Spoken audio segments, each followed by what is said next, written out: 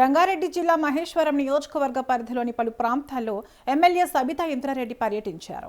GHMC Badangpet సర్కిల్లో అల్మాస్గూడ స్వేచ్ఛ Nivas colony, Vinayaka hills కాలనీలో అభివృద్ధి చేపట్టారు. సుమారు 2,18,00,000 వ్యయంతో చేపట్టనున్న వివిధ అభివృద్ధి పనులను ప్రారంభించారు.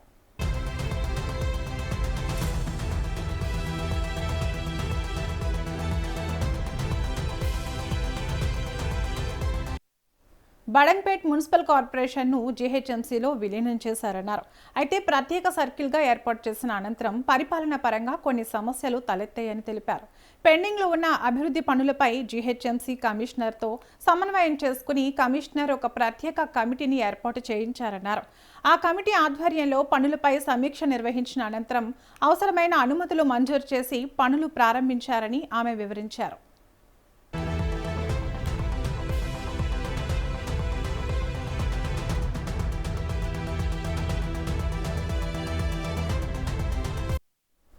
అల్మాస్గూడ కోమటికుంట చెరువును సందర్శించి హైడ్రా ద్వారా చెరువుల అభివృద్ధి కార్యక్రమాలు చేపడుతున్నామని ప్రభుత్వం ప్రచారం చేసుకుంటోందని విమర్శించారు.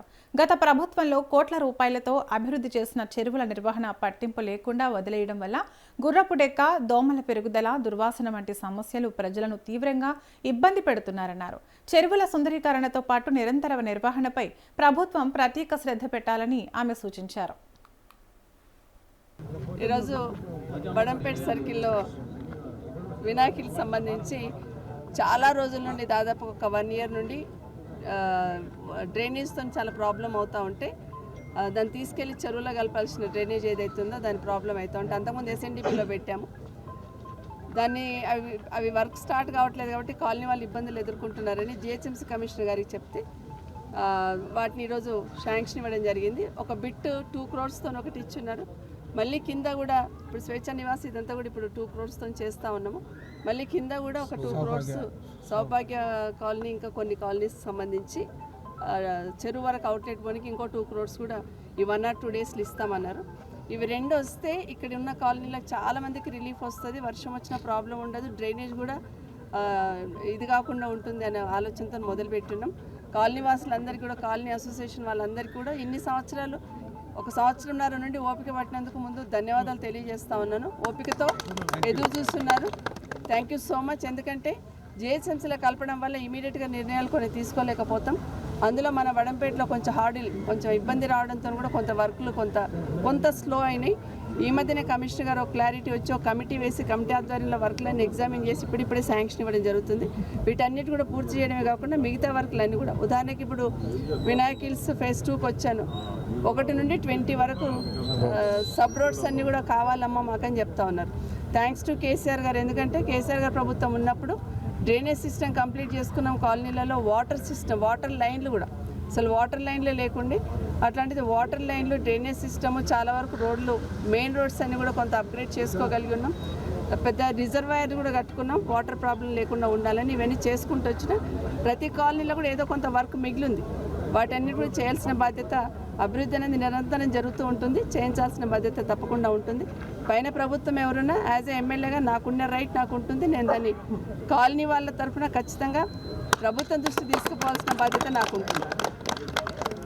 కానీ ఈ అభివృద్ధిలో మాత్రం రాజకీయ జోక్యం ఉండకుండా అందరు కలిసి చేసుకునే ప్రయత్నం చేద్దామని మా కాలనీ సోదరులకు అందరికీ రిక్వెస్ట్ చేస్తున్నాం.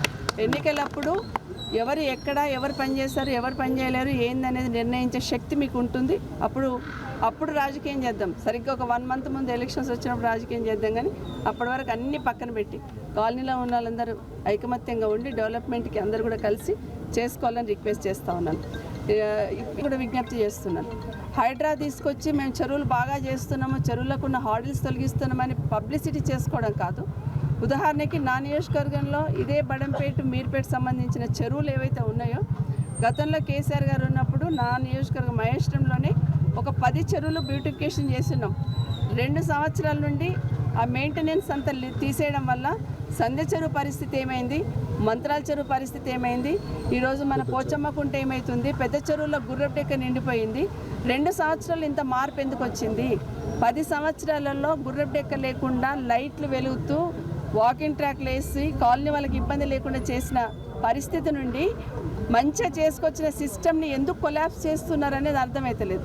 దానివల్ల ఎవరికి నష్టం, ప్రజలకు నష్టం అనేది దయచేసి అర్థం చేసుకోండి. ప్రజాపాలన అంటే పేరుతో చెప్పుకోవడం కాదు. 99 రోజులు ప్రజాపాలన అన్నారు ముఖ్యమంత్రి గారు, మున్సిపల్ శాఖ మంత్రిగా మీరే ఉన్నారు. ఒక్క చెరువు దగ్గర లైట్ వెలగట్లేదు. ఎవరిది లోపము? గుర్రపు డెక్క తీసి ఆ డెక్ అంతా తీసి వాకింగ్ ట్రాక్ మీద పడేశారు. ఎవరిది లోపము? ఎవరు మెయింటైన్ చేయాలి? వాకింగ్ ట్రాక్లో మంచిగా వాక్ చేసుకోవాల్సిన వాకింగ్ ట్రాక్ మీద గుర్రపు డెక్క తీసి గుట్టలు పోసారు సందే చెరువు దగ్గర. మెయింటెనెన్స్ తీసేశారు. లైట్స్ వెలుగుతూ అడిగేటోళ్ళు లేరు. డ్రైనేజ్ తీసుకొచ్చి మళ్ళీ అంతా చెరువులలో కలిపేశారు. మంచిగా ఉన్న పనిని నష్టం చేసే ప్రయత్నం చేస్తున్నారు. మీరు కేసీఆర్ నిశానా చెప్పడంలో కింది నుండి మొదలు పెడుతున్నారు, కానీ దానివల్ల చుట్టుపక్కల ఉన్న ప్రజలకు ఇబ్బంది అవుతుందని అర్థం చేసుకోవట్లేదు. దయచేసి అభివృద్ధి విషయంలో రాజకీయాలు చేయొద్దండి అని ఈ ప్రభుత్వాన్ని విజ్ఞప్తి చేస్తున్నా. పోచమ్మ కుంటకు సంబంధించింది అది మొత్తం కంప్లీట్ చేస్తే ఒక సిస్టమ్ వచ్చేది. అదే కాకుండా కోమటికుంటకు 2.5 crores శాంక్షన్ ఉన్నాయి. కనీసం దాన్ని ఏం చేయాలి అని ఒక డైరెక్షన్ ఇచ్చే పొజిషన్లో కూడా ఈ ప్రభుత్వంలో ఉన్న పెద్దలు లేరు. అధికారులకు ఒక డైరెక్షన్ ఇస్తే కదా చేసేది. హెచ్ఎండిఏకి చెరువులను అప్పచెప్పి చెరువులను చేసేవాళ్ళం. మరి హెచ్ఎండిఏకి ఏం పని చెప్తున్నారో అర్థమవుతలేదు. ఇప్పుడు ఉన్న డబ్బులన్నా కనీసం ఏం చేయాలనే ఆలోచన కూడా ఈ ప్రభుత్వానికి రావట్లేదు. దయచేసి ఒక క్లారిటీతో, ఒక విజన్తో పనిచేయమని రిక్వెస్ట్ చేస్తున్నాను. చెరువులు తీసుకోండి. పూర్వకాలంలో ఉన్న పెద్దలు ఇప్పుడున్న జనరేషన్కి మంచి వరంలాగా ఇచ్చారు చెరువులు అనేది. ముఖ్యంగా మన నియోజకవర్గంలో జిహెచ్ఎంసీ ఏరియాలో ఆ చెరువులని దయచేసి మురికి కూపాలుగా మళ్ళీ మార్చకండి. చేసిన చెరువులన్నా మంచిగా పెట్టి, చేయని చెరువులు ఏమైనా ఉంటే మళ్ళీ చేసే ప్రయత్నం చేయాలని ప్రభుత్వాన్ని విజ్ఞప్తి చేస్తున్నా.